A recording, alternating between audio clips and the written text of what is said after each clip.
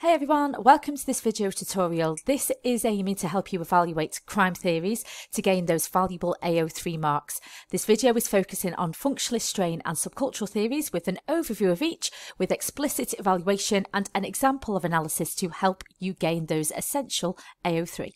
Thank you for watching. If you gain value from this video, click that like button. You want to see more? Please subscribe and hit that bell for notifications. So why is AO3 important? Well, checking out the mark scheme for the top band, it is useful to note exactly what you need to be doing to get right up there.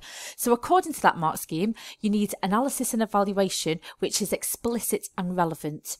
Evaluation may be developed, for example, by locating the discussion within a debate between the different perspectives, and analysis will show clear explanations. So to help you make notes, I have made this handout, so please download it. The link is in the description below, and this will enable you to fill in as you go along to identify some key knowledge and understanding points, application and AO3 analysis and evaluation for each of the theories that I'm going to go through. So let's kick off with the founding father of functionalism himself, the main guy, the big D, Emile Durkheim. Durkheim identified that crime was an inevitable part of society and it performs important social functions, such as boundary maintenance, social cohesion and adaptation and social change. For example, public trials reaffirm the boundaries, it reminds people what right and wrong, and it can also act as a deterrent which overlaps with other theories such as Marxism. Homosexuality and abortion demonstrates that values within society are not fixed, and horrific crimes such as murder can actually pull people together. So let's have a look at the analysis and the evaluation, which is what this video is designed to do.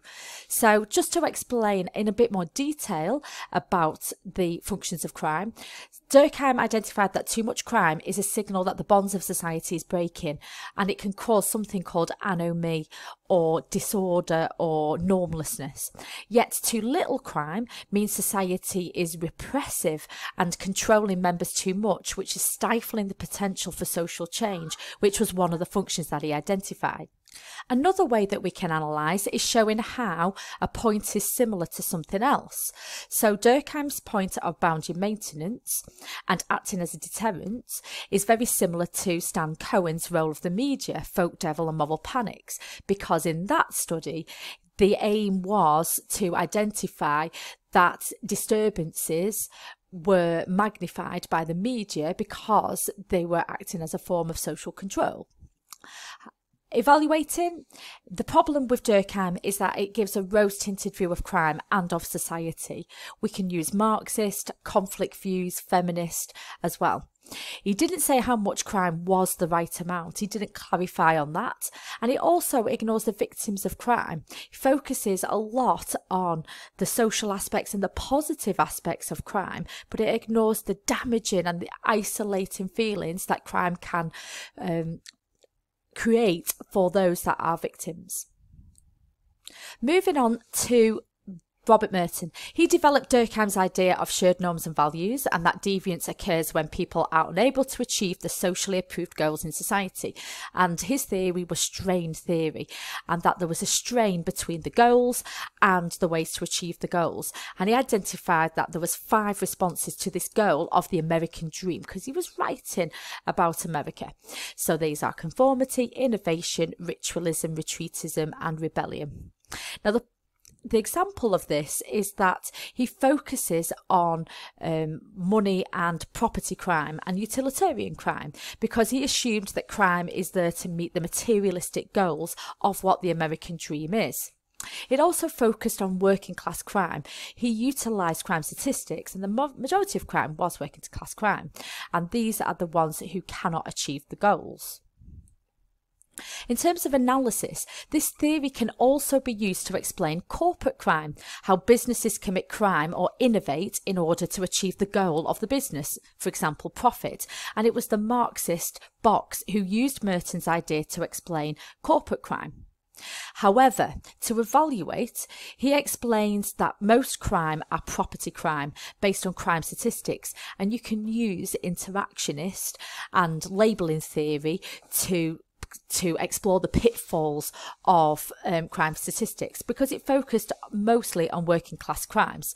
It ignores crimes of the powerful who will also innovate, but they tend to be able to be undetected by the criminal justice system. Marxists would also argue that it ignores crimes of the power of the ruling class to make and enforce the laws, which of course will result in more working class crimes being detected. It also assumes value consensus of the American dream and money success. What about those who don't want it? It only accounts for utilitarian crime and not other crimes such as vandalism or state crimes such as genocide, and he tends to focus on the individual response to the strain. Now, where Merton focused on the individual responses to the goals of society, Cohen, and in this case it's American Albert Cohen, not South African Stanley Cohen who did the Mods and Rockers, he explored the group response. And the main ideas of his theory was status frustration of working class boys who had low educational achievement, they had blocked opportunities, and as a result they inverted the values of the school, creating an alternative status hierarchy. And the examples of crime that they were more likely to commit were non-utilitarian crime. They were likely to be committing things like vandalism. Now, we can analyse these working class boys by comparing them to the middle class, because it assumes that all the boys start off with the same middle class goals, but they are unable to achieve them, resulting in inverted the values. We can compare it with Merton, because Merton focused on the individual responses. Cohen actually locates deviance within the collective or the group response. Now, however, to evaluate, it assumes a value consensus of the goals in the first place. It ignores the possibility that these working class lads did not share the goals in the first place and never saw themselves as failures. It ignores the wider power structure, including who makes and enforces the law. He focused too much on the working class, ignoring the crimes of the powerful, ignoring middle class crimes.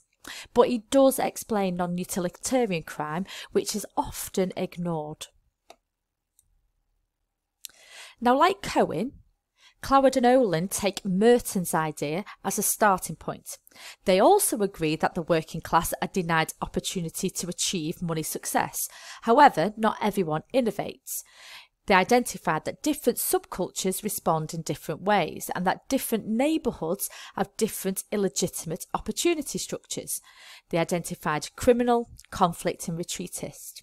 So examples of crime that we're talking about here is in the criminal, it's more likely to be organised crime based on utilitarian crime, networks passed on through family structures.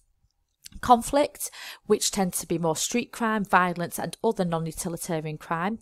And retreatist, they call them the double failures, and these were based on illegal drug use.